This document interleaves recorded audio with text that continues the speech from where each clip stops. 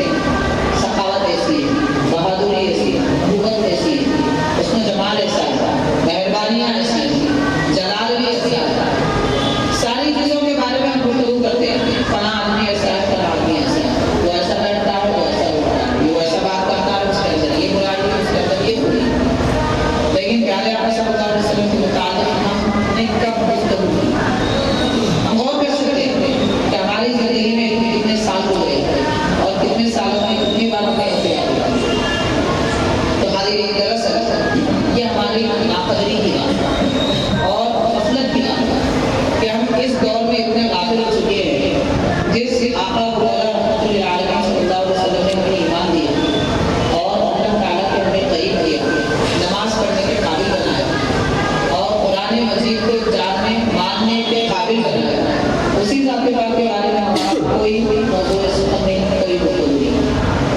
लेकिन ताबीन पूछते हैं हुज़ूर पाक सल्लल्लाहु अलैहि वसल्लम कैसे हैं, तो अब कैसे हैं जब ये पूछे तो बयान करने के लिए वक्त बहुत सारा लगेगा, और बयान करने वाले के पास उतने अल्फाज और उतना इल्म भी होना चाहिए, तभी वो बयान कर सकते।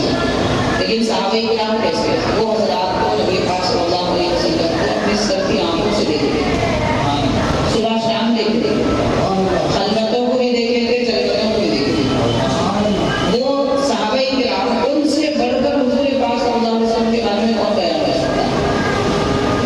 तो इरशाद फरमाते हैं, मुख्तसर जुमले में फरमाते हैं, ज़्यादा तवील लंबी गुफ्तगू तो बहुत सारी हदीसों में सहाबा किराम ने बयान किया। हुज़ूर पाक सल्लल्लाहु अलैहि वसल्लम के सर मुबारक से लेकर कलवे मुबारक सारा दुनिया बयान करना है, कई बड़ी बड़ी हदीसें, लेकिन मुख्तसर जुमला क्या था, वो कहते हैं, इरशाद फरमाते हैं, हुज़ूर पाक सल्लल्लाहु अलैहि वसल्लम जब हमारी महफिलों में तशरीफ लाते तो ऐसा महसूस होता जैसे कि सूरज निकला, यानी सूरज निकलने पर सारा जहां रोशन होता है। सूरज निकलने पर जंगल के दरिंदे चरिंदे परिंदे खुशियां मनाते हैं, और सूरज के निकलने पर परिंदे अपने घोंसलों से निकल जाते हैं, हैवानात अपने घरों से निकल जाते हैं, और इंसान भी अपने घरों से निकल जाते हैं, क्योंकि ये चहल पहल का वक्त होता है।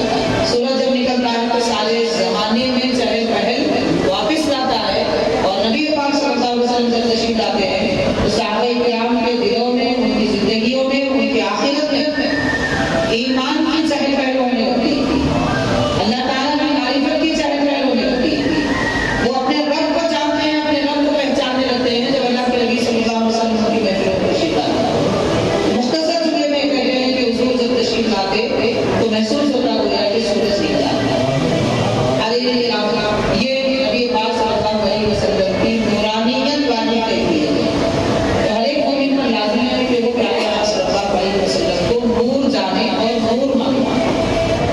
ये एक बात है। इसका दूसरा और एक पहलू है, यानी सिक्के का एक रुख है और एक रुख भी, लेकिन उस रुख का जब जिक्र किया जाए तो बाद लोग समझते हैं कि ये कोई कमतरी की बात है, इसी बात का ये क्या है, ये रुख जिसके बारे में हम अब गुफ्तगू करेंगे वो कमतरी की बात नहीं है, बल्कि हमारा इल्म कमतर है, जिसकी वजह से हम उसको बेहतर नहीं समझे। तो क्या है, नबी पाक सल्लल्लाहु अलैहि वसल्लम बशर हैं, अकमलुल बशर, अफजलुल बशर, कामिल तरीन इंसानियत, यानी इंसान को इंसानियत और फजीलत बरकत अगर मिली है सिर्फ इस वजह से कि हुज़ूर पाक सल्लल्लाहु अलैहि वसल्लम इंसान हैं। और हाज़िरीन किराम, नबी पाक सल्लल्लाहु अलैहि वसल्लम के कमाल इंसानियत तो सहाबा किराम ने देखा।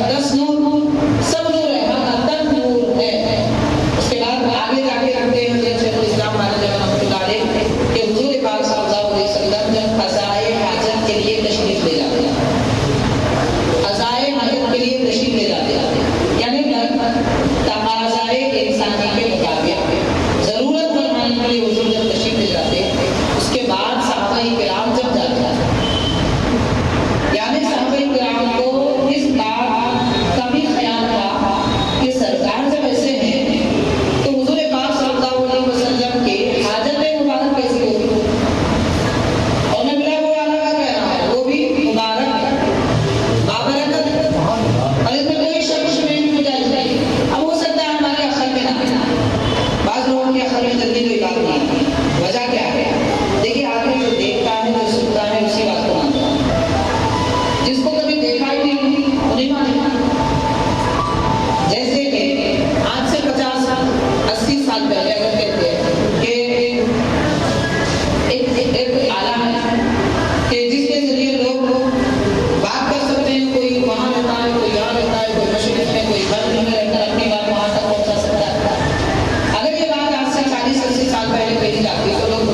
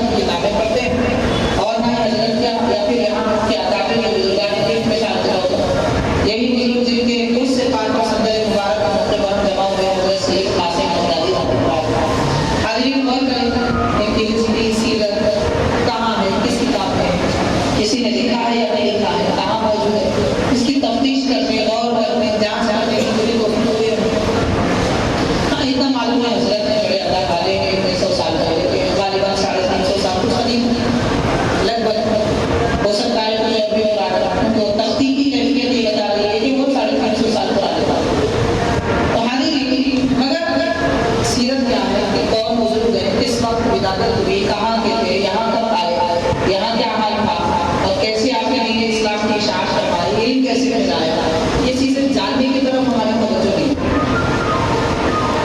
लोग गौर और फिक्र करके जमीन की खुदाई करके सोना निकालते थे, लेकिन अफसोस की बात है कि हम पास में रहने वाले लोग अपने बुजुर्गों के बारे में कुछ मालूम आते हैं और हमें इसकी कोई जरूरत नजर नहीं आती, क्योंकि आदमी उस चीज जिसका मोहताज है उसको जानने की कोशिश करता है। हम समझ रहे हैं कि हम बुजुर्गान दीन के मोहताज नहीं हैं, हम समझ रहे हैं, लेकिन हकीकत यह है कि हम जितना बुजुर्गों के मोहताज हैं उतना किसी और के मोहताज नहीं, किसी और के मोहताज नहीं। लेकिन अफसोस की बात है कि हमें ये यहाँ जो है जरूरत को समझने की जरूरत है।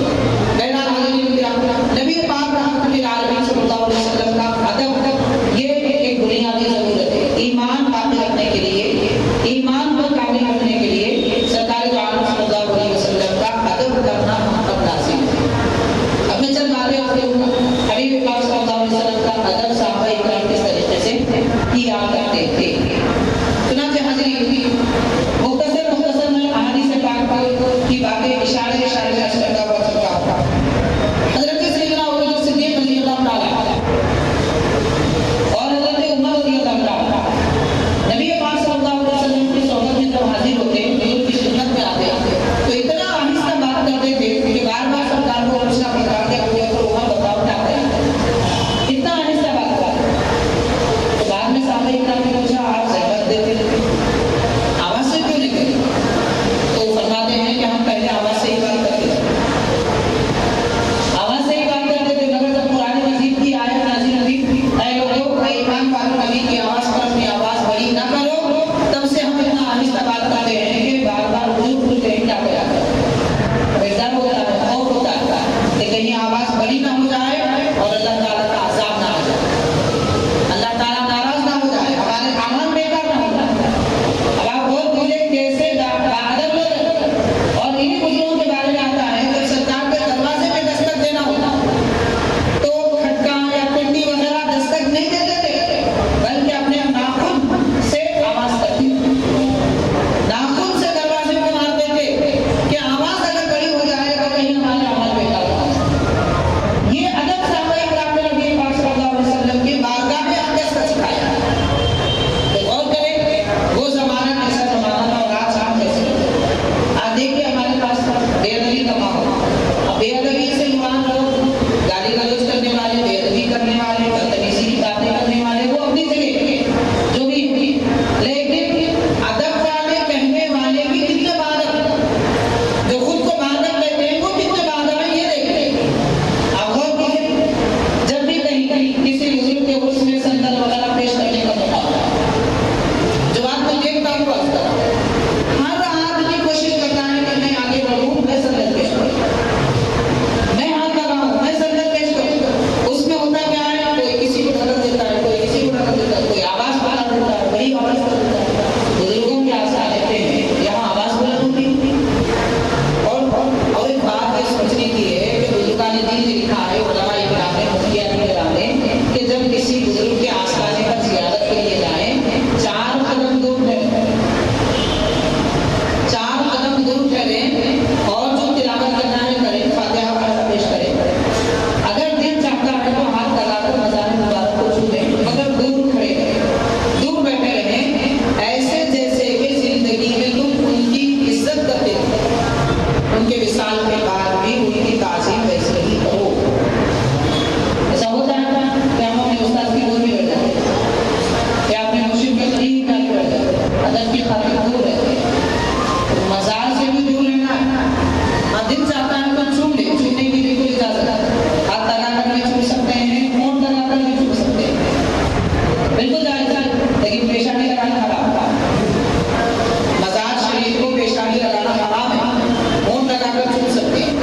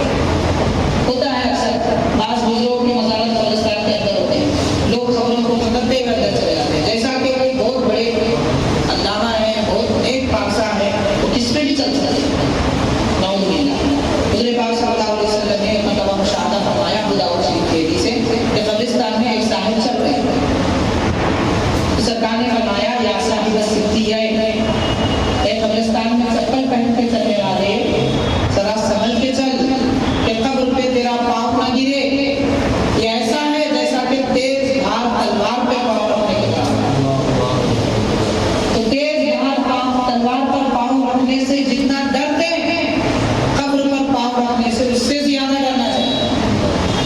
क्योंकि तलवार पर पांव पड़े तो पांव कटता है, और मजार पे पांव पड़े, कब्र पर पांव गिरे तो दिल कटता है, ईमान चला जाता है, ईमान की नूरानियत निकल जाती है, गुनाह में लोग पड़ जाते हैं, अल्लाह ताला की नाराजगी होती है। बहरहाल अदब पहला करीना है मोहब्बत के करीना। बहरहाल जश्न मिलाद नबी और हजरत सैयद कासिम रहमतुल्लाह अलैह के नाम पर मुनाफिजा इस जलसे में हम यहाँ पर जमा है। आपने इस पर से बड़ी सी बातें कुरान पाक हदीस पाक रोशनी में जो मुनासिब के अभ्यास की है